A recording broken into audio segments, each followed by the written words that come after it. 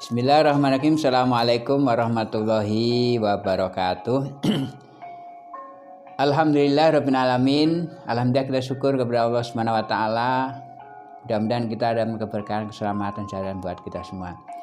Saudaraku yang bahwa kita melanjutkan tentang seri Ramayana dari peran antagonis, yaitu terdiri dari tokohnya Rahwana.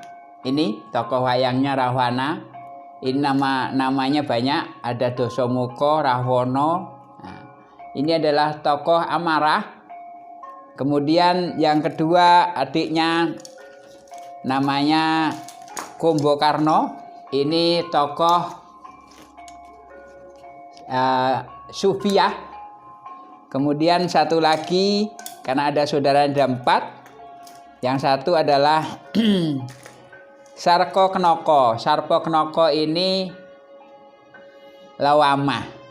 Jadi amarah Rahwana, Sufiah Kumbakarna, Sarpaknaka ini adalah Lawamah.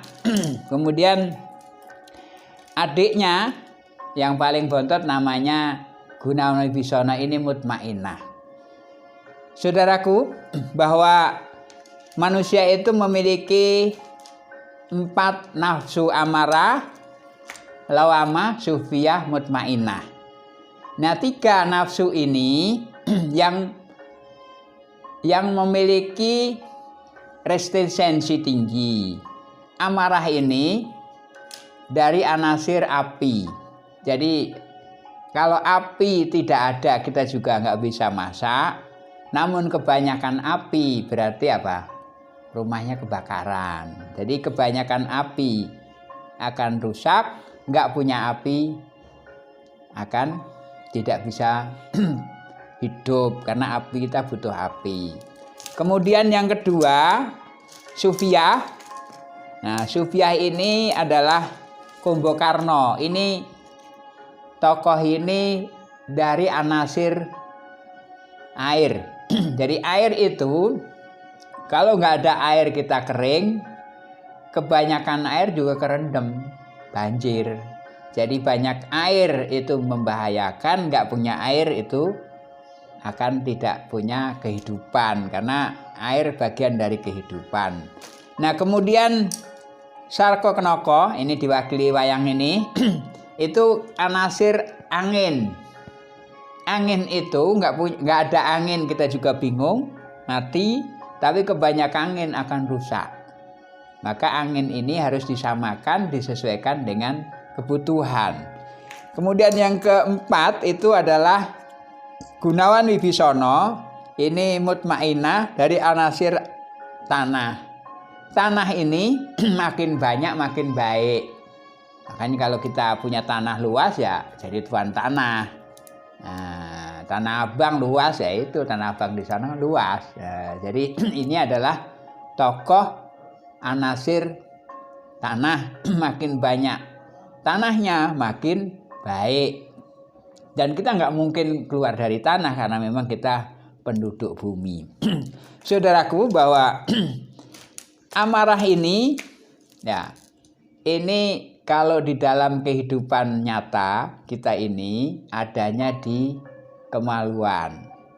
Nah, kemudian lawamah itu adanya di perut. Nah, kemudian sufiah itu adanya di limfa. Nah, mutmainnah itu adanya di hati.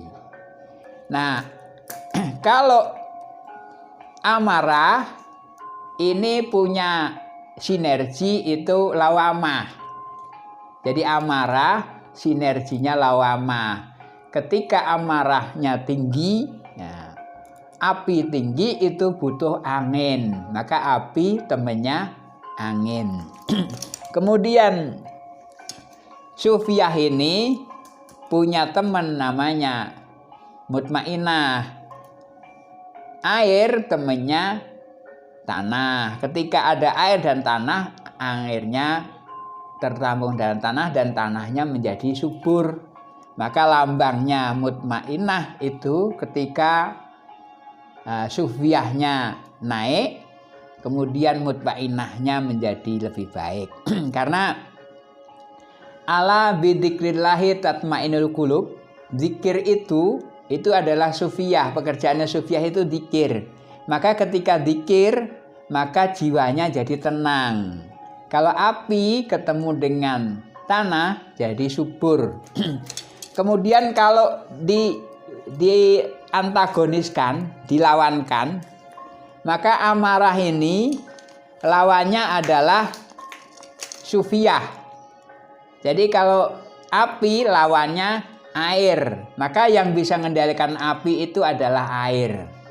Nah, kemudian lawamah, angin itu lawannya adalah mutmainah, tanah. Maka angin ini segede apapun nggak akan bisa menggoyangkan tanah. Maka ini jadi perlawanan. Maka ketika manusia perutnya ini minta makan waktu puasa, maka hatinya bilang kita lagi puasa. Maka ketika puasa itu, jadi yang mengendalikan perut adalah mutmainah, maka perutnya menjadi tidak lapar. Karena apa? Dikendalikan oleh niat kuat dalam puasanya. Nah, niat itu mempengaruhi fisiologi, sehingga apa? Dalam perut yang kosong pun ketika dia niat dengan mutmainah dengan puasa, maka menjadi tidak lapar. Dan andaikan lapar tertahan dengan sampai batas waktu yang ditentukan, yaitu waktu sore hari. Kemudian amarah, ketika amarah muncak, ketika amarah ini membahayakan, maka yang bisa mengendalikan sebenarnya adalah mutmainah sufiyah ini. Maka ketika amarah tinggi, maka yang akan mengendalikan adalah sufiyah. Kalau apinya tinggi, maka yang bisa meredam adalah air. Jadi kalau api tinggi ini, kemauan amarah tinggi, maka bisa dikendalikan dengan air ini. Maka orang-orang yang memiliki amarah, yang memiliki amarah tinggi itu, dia harus dikendalikan dengan saum, puasa. Maka puasa itu adalah sebenarnya niat keikhlasan untuk memperkuat dari sufiyah. Jadi dengan puasa maka menjadi nikmatnya bisa dirasakan, bisa mengendalikan amarah. Bagi saudara-saudara kita, anak muda yang belum mampu untuk nikah, karena amarah itu ada di kemaluan, maka pernikahan, maka dikendalikan dengan saum, dengan puasa. Sehingga puasa itu bisa mengendalikan amarahnya. Kalau perutnya kosong, maka amarahnya jadi lemah. Saudaraku yang muliakan Allah Subhanahu wa taala, maka tokoh-tokoh ini digambarkan dengan tokoh yang sangat baik. Jadi amarah ditonggohkan dengan raksasa, buta. Ini artinya kebutuhan yang tidak bisa dihindarkan dalam kehidupan ini. Kemudian sufiyah itu juga dilambangkan dengan buta juga, namun punya karakter suci. Jadi suci, kesuciannya walaupun butuh, namun ada kesucian di dalam sufiyah itu. Maka di Linbo tempatnya. Nah, kemudian lawamah ini adalah karakternya setengah raksasi, perempuan, yaitu adanya di perut. Nah, sehingga apa? Bahwa semua permasalahan itu ujungnya juga ada di perut. Maka sering terjadi permasalahan yang dikrisul di masyarakat itu gara-gara urusan perut. Kemudian mutmainah ini dilambangkan dengan satria yang pekik, yang ganteng, yang cakep. Ini Gunawan Wisono mirip dengan Arjuna. Itu adanya di hati. Maka ketika manusia dipanggil oleh Allah, jadi kita ini ada dua, ruh hayati dengan ruhul kudus. Nah, ruh hayati yang ada di jantung, Ruhul Kudus ada di hati, maka Ruhul Kudus inilah yang nanti akan dipanggil oleh Allah dengan mutmainnah. Ya ayu Tuhan nafsul mutmainnah, irji'i ila rabbiki radiyatan mardiyah fathuli fi bati fathuli janati. Jadi dari amarah lawamah sufiyah itu harus dikendalikan oleh mutmainnah. Maka ketika pengendal mutmainnah ini, maka nanti akan menjadi kemenangan yang sempurna. Saudaraku yang dimuliakan Allah Subhanahu wa taala, bahwa ketika Rahwana ini meninggal, maka dia menjadi iblis.